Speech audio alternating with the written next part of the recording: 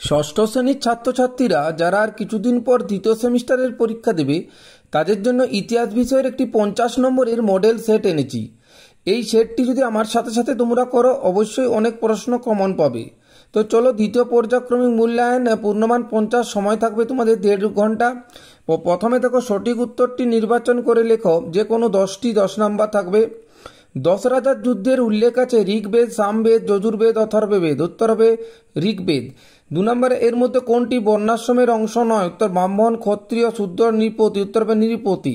মহাভারতে রচিত হয়েছিল আদি বৈদিক যুগে, পরবর্তী বৈদিক যুগে, কলিযুগে, কোনটি নয়? উত্তর হবে পরবর্তী বৈদিক যুগে। তারপরে দেখো, মেগালিথ পাওয়া গেছে এমন একটি জায়গা হলো হস্তিনাপুর, বুরজাহোম, হরপ্পা, লোথাল। উত্তর হবে বুরজাহোম। দক্ষিণ ভারতের একমাত্র মহাজনপদ ছিল অসমক। তারপরে দেখো, সুদ গ্রহণ করা কোন ধর্মের নিন্দার বিষয় ছিল? উত্তর হবে বৌদ্ধ। তারপরে দেখো, জৈন ধর্মের প্রধান প্রচারককে বলা হতো তীর্থঙ্কর। তারপরে দেখো, সূত্রপিটক ও বিনয়পিটক সংকলন করা হয় প্রথম বৌদ্ধ সংগীতিতে। তারপরে লুম্বিনী গ্রামের বলিকর সম্রাট অশোক ছাড় দিয়েছিলেন, তার কারণ হচ্ছে কি গৌতম বুদ্ধের জন্মস্থান ছিল। তারপরে দেখো, কুষাণদের প্রধান শাসন কেন্দ্র ছিল পাকিস্তান। নেক্সট প্রশ্ন, কুষাণ মুদ্রায় সম্রাটদের মাথার পেছনে এক রকমের জ্যোতির্বলয় বানানো হতো, সেটি কিসের জন্য? না, সম্রাটদের শক্তিশালী বোঝাবার জন্য। তারপর দেখো, হর্ষবর্ধনের সভাকবি ছিলেন রবিকর্তী, হরিসেন, বাণভট্ট, ধৈ। উত্তর হবে বাণভট্ট। তারপরে দেখো, নিচের যে কোনো 10টি প্রশ্নের উত্তর লেখো। 10 নাম্বার থাকবে 1 into 10।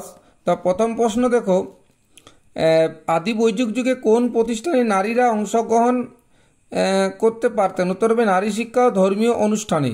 তারপরে দেখো, শূন্যস্থান পূরণ করো। আদি বৈদিক যুগে ইতিহাস জানার প্রধান উপাদান কি ছিল? না, ঋগ্বেদ। তার পরের প্রশ্ন দেখো, ঠিক না ভুল লেখো। ভরত গোষ্ঠীর রাজা ছিলেন সুদাস। উত্তর হবে ঠিক। বেমানন শব্দটি খুঁজে বের করো। অশ্বমেধ, বাজপেয়ী, শতমান, রাজসূয়। উত্তর হবে শতমান। একটি বাক্যে উত্তর দাও। ষোড়শ মহাজনপদের সময়ে একটি গণরাজ্যের নাম লেখো। উত্তর হবে বৃজি মল্ল। তারপরে শূন্যস্থান পূরণ করো। পার্শ্বনাথ ছিলেন কততম তীর্থঙ্কর? না, 23তম তীর্থঙ্কর। তারপরে দেখো, ঠিক না ভুল। বৌদ্ধ ধর্ম প্রচারের প্রধান ভাষা ছিল সংস্কৃত। উত্তর হবে ভুল।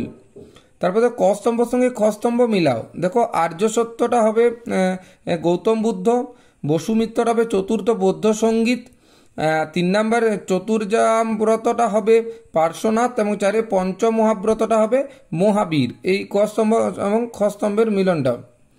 এরপরে চলে যাব, দেখো পরবর্তী প্রশ্ন, একটি বাক্যে উত্তর দাও। মৌর্য আমলে জেলা প্রশাসনকে কি বলা হতো? উত্তর হবে জনপদ। মৌর্য আমলে জনপদ বলা হয়। শূন্যস্থান পূরণ করো। শকরাজ রুদ্র দমন সম্পর্কে জানবার সবচেয়ে গুরুত্বপূর্ণ শিলালেখ হলো জুনাগড়। তারপরে দেখো, ঠিক না ভুল। দম অর্থ উপাধি নেন কনিষ্ক। এটা ভুল হবে। মানানসই ব্যাখ্যাটি খুঁজে নাও। দেখো, বিবৃত অশোক তার সাম্রাজ্যে পশু হত্যা বন্ধ করেছিলেন। ব্যাখ্যা 1, তার রাজ্যে পশু সংখ্যা বাড়ানোর জন্য। ব্যাখ্যা 2, ধর্মের অনুসরণ করার জন্য। 3, পশু বাণিজ্য বাড়ানোর জন্য। উত্তর 2, ধর্মের অনুসরণ করার জন্য। এবার দেখো, নিচের 4টি প্রশ্নের উত্তর দাও 2-3টি বাক্যের মধ্যে। 2 into 4 অর্থাৎ 2 নম্বর করে 4টি টিকা টাইপের প্রশ্ন। 1 নাম্বার দেখো, আদি বৈদিক যুগের মানুষের বাসস্থান কোথায় ছিল? সপ্ত সিন্ধু অঞ্চল বলতে কি বোঝো? ভালো করে পড়বে। সভা সমিতি বলতে কি বোঝায়? এটাও খুব ইম্পর্টেন্ট। আর্য সত্য কি? টিকা লেখো বৌদ্ধ সঙ্গীতি, এলাহাবাদ প্রশস্তি। টিকা লেখো বাণভট্টের হর্ষচরিত। তো এই প্রশ্নগুলো একটু ভালো করে তৈরি করে নেবে তোমরা। তারপরে দেখো, নিচের যে কোনো 4টি প্রশ্নের উত্তর লেখো, অর্থাৎ 3 নাম্বার করে 4টি প্রশ্ন করতে হবে। 6টি প্রশ্ন দেওয়া আছে এখানে। টিকা লেখো চতুরাশ্রম। মেগালিথ কি? প্রাচীন ভারতে কি ধরনের পাথরের সমাধি পাওয়া গেছে? অষ্টাঙ্গিক মার্গ কি? খুব ইম্পর্টেন্ট। নব্য ধর্ম আন্দোলন ছিল মূলত নগর কেন্দ্রিক। মন্তব্যটি বিশ্লেষণ করো। অর্থশাস্ত্র গ্রন্থটির লেখকের নাম। অর্থশাস্ত্র থেকে আমরা কি জানতে পারি? তারপরে শক সাদমান লড়াইয়ের কারণ কি ছিল? এই প্রশ্নগুলো একটু 3 নম্বরে তোমরা ভালো করে করবে। এরপর রচনাধর্মী প্রশ্ন 8 থেকে 10টি বাক্যের মধ্যে যে কোনো 2টি করতে হবে। 5 নম্বরে, আর্যদের আদি বাসস্থান কোথায় ছিল আলোচনা করো। বৈদিক সমাজের বর্ণাশ্রম প্রথা ও সামাজিক ভেদাভেদ কেন খারাপ সে বিষয়ে আলোচনা করে বন্ধুকে একটি চিঠি লেখো। 3 নম্বর, মগধের উত্থান প্রাকৃতিক পরিবেশের জন্য সম্ভব হয়েছিল। মগধ মহাজনপদটির ভৌগোলিক অবস্থান আলোচনা করে মন্তব্যটি বিশ্লেষণ করো। 4 হচ্ছে প্রতিবাদী ধর্ম আন্দোলন গড়ে ওঠার কারণগুলি লেখো।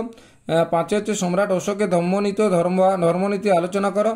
6 হচ্ছে গুপ্ত বা বাগটাক শাসন ব্যবস্থার তুলনামূলক আলোচনা করো। এই যে প্রশ্নগুলো বললাম তোমরা অবশ্যই ভালোভাবে তৈরি করো, দেখবে এগুলোর মধ্যে অনেক কমন পড়বে। এবং যারা এখন আমার পেজটি ফলো করেনি অবশ্যই পাইন স্যার বা সোমনাথ পাইন পেজটি ফলো করে দেবে। সবাই ভালোভাবে পড়াশোনা করো।